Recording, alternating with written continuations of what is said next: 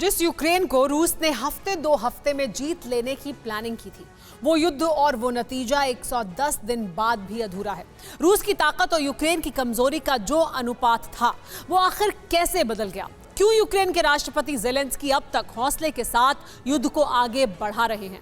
जवाब है अमेरिका और पश्चिम के देश, जिन्होंने यूक्रेन को एक से बढ़कर एक घातक हथियार दिए। लेकिन अब रूस का सब्र जवाब दे रहा है। रूस समझ चुका है कि अब सप्लाई चेन को तोड़ने की जगह सप्लायर्स की कमर तोड़नी होगी। रूस के पूर्व राष्ट्रपति और मौजूदा रूस के deputy security head Dmitry Medvedev ने फिर चेतावनी दी है कि कयामत लाने वाले रास्ते में हैं।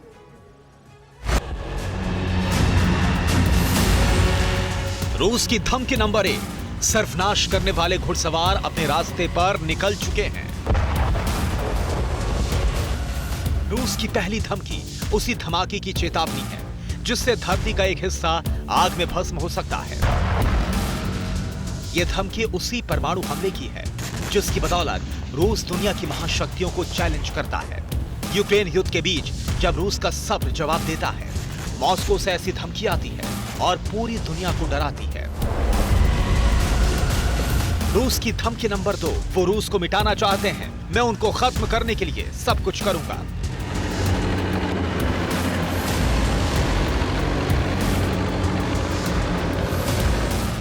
ये धमकियां रूस के पूर्व राष्ट्रपति और रूस के मौजूदा deputy security head Dmitry Medvedev दे रहे हैं। ये धमकियां अमेरिका और रूस के उन तमाम दुश्मनों के लिए है जो इस वक्त यूक्रेन से दोस्ती निभा रहे हैं, उसे हथियार और मदद दे रहे हैं। मेदवेदेव के टारगेट पर गोला बारूद के वो सप्लायर हैं जिनके बल पर यूक्रेन लगातार रूस को चुनौती दे रहा है, धमाके कर रहा है और रूस के सैनिकों की हत्या हो रही है। रूस की धमकी नंबर 3, अमेरिकी हथियारों से रूस दहला तो कयामत आ जाएगी।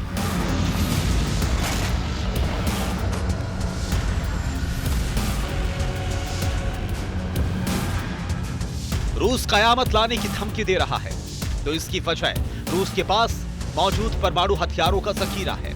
रूस से आ रही धमकियों की वजह अमेरिका है, क्योंकि अमेरिका ने यूक्रेन को लंबी दूरी के हथियार देने का ऐलान किया था। ये अमेरिकी हथियार ऐसे होंगे जिसकी तैनाती यूक्रेन की जमीन पर होगी, लेकिन धमाके रूस की जमीन पर होंगे। दुश्मनों को कयामत की धमकी का डोज नया नहीं है। अमेरिका में लंबी दूरी के हथियार देने के ऐलान के साथ ही रूस ने सुपर पावर को चुनौती दे दी थी।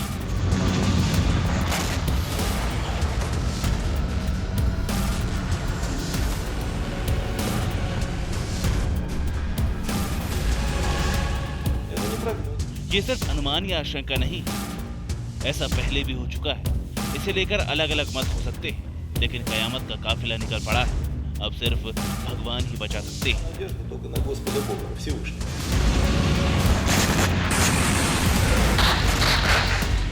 रूस अमेरिका के बीच सीधे तौर पर टकराव की शुरुआत इसी महीने की शुरुआत से हुई है।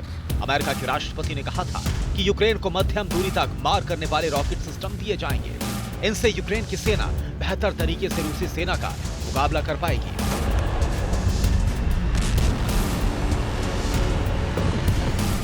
रूस की बौखलाहट की पहली वजह M270 MLRS की रेंज 32 से 70 किलोमीटर तक है।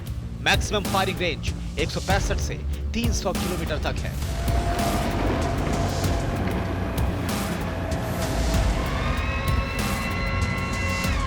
M270 multiple launch rocket system America का एक घातक हथियार है जिसके जरिए यूक्रेन की सेना बहुत दूर से रशियन ठिकानों को तबाह कर सकती है।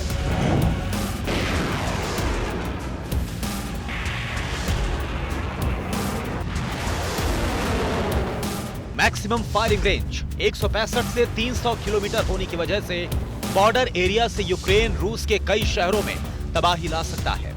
रूस जानता है कि एक बार यूक्रेन के हाथों में यह हथियार आया तो रूस के रिहायशी इलाकों में बड़ी तबाही आ सकती है।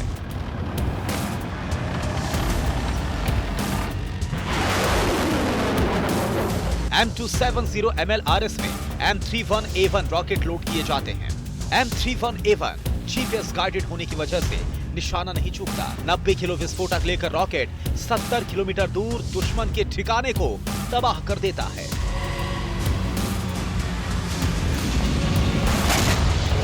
रूस के लिए चिंता का सबब बाइडन का एक और ऐलान है, जिसके तहत यूक्रेन को अमेरिका लंबी दूरी तक मार करने में सक्षम हिमार्स यानी कि high mobility artillery rocket system दे रहा है।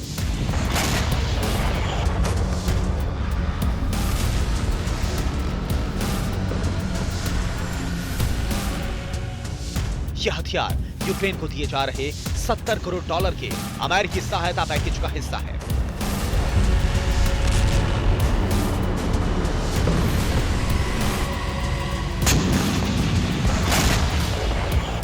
हिमार्स वो सिस्टम है जिसकी मांग यूक्रेन युद्ध शुरू होने के बाद से ही कर रहा है।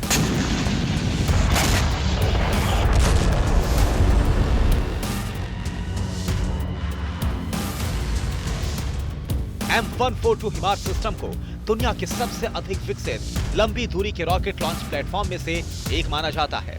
यह M270 मिसाइल सिस्टम का ही मॉडर्न रूप है, जो अब हल्का और व्हीकल माउंटेड बना दिया गया है।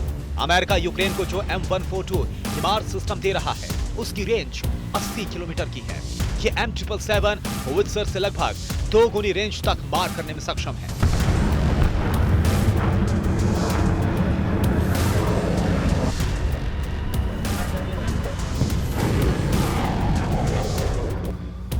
गाड़ियों पर एटाकमस टाइप टैक्टिकल मिसाइल भी लोड की जा सकती है। मिसाइल की रेंज 300 किलोमीटर तक है, लेकिन फिलहाल अमेरिका एटाकमस मिसाइलें यूक्रेन को नहीं दे रहा है। पिछले दिनों यूक्रेन ने ओडेसा के करीब हार्पून मिसाइलों की तैनाती की है। एंटी शिप मिसाइलों की तैनाती के बाद यूक्रेन रूस को ब्लैक सी से दूर जाने की धमकी दे रहा था।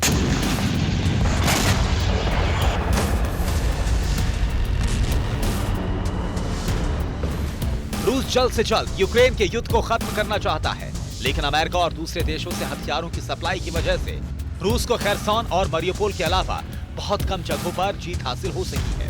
डोनबास की लड़ाई में भी यूक्रेन डटा है और निर्णायक लड़ाई चल रही है। इस इलाके में भी यूक्रेन विदेशी लड़ाकों और विदेशी हथियारों के बल पर ही रूस के सैनिकों का मुकाबला कर रहा है।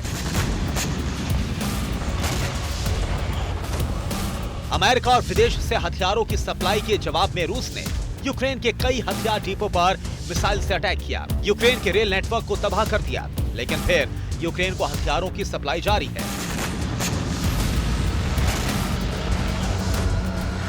अब रूस सीधे तौर पर हथियार सप्लायर्स यानी अमेरिका और ब्रिटेन जैसे तमाम नेटो देशों को धमकी दे रहा है। रूस की बौखलाहट में अगर पुतिन ने अमेरिका या नेटो देशों के खिलाफ एक्शन का ऐलान किया तो यकीनन युद्ध की शुरुआत न्यूक्लियर और हाइपरसोनिक हथियारों से हो सकती है। पुतिन के करीबी मेदवेदेव बार-बार इसलिए कयामत और सर्वनाश जैसे शब्दों का इस्तेमाल कर रहे हैं। Bureau report, TV9 Bharatvarsh.